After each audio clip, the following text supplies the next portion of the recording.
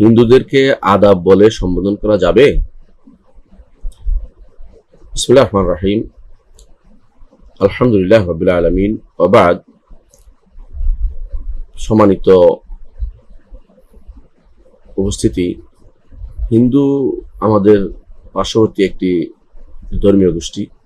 আমাদের অনেক সময় আমাদের বিভিন্ন সময় আসে, সমাজে কাজে লাগে, বিশেষ করে বিভিন্ন বিদ্যালয়ে পড়ায় তারা, এবং বিভিন্ন অফিসেও তারা চাকরি করে। সেখানে তাদের সাথে একটা স্বাভাবিক সৌজন্য একটা আচরণ অবশ্যই করা উচিত।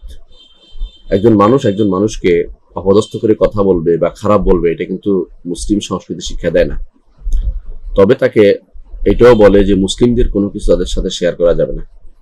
যেমন মুসলিমরা সালাম, এটা কোনো কাফের জন্য হতে পারে না, শুধু মুসলিমদের জন্য হবে।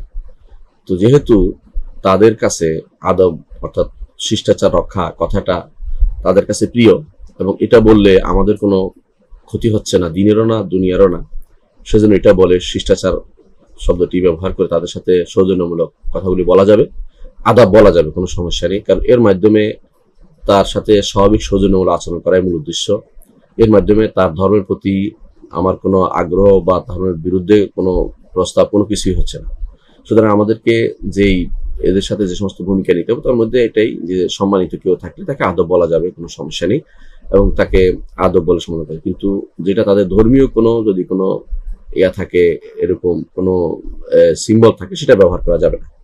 তো এটা যেহেতু সাধারণ আদব শব্দটা আমাদেরই শব্দ, কারণ আদব অর্থ শিষ্টাচার, আরবি শব্দ, এবং এটাই ব্যবহার হয়ে আসছে মুসলিমদের মাঝে, অর্থাৎ আপনার সাথে আমি ভালো ব্যবহার করছি বা ভালো ব্যবহার দেখাচ্ছি, এরকম একটা অর্থে। সুতরাং আদব ব্যবহার করাটা দোষণীয় হবে মনে করছি না। আল্লাহ আমাদের বুঝার তৌফিক দান করুন।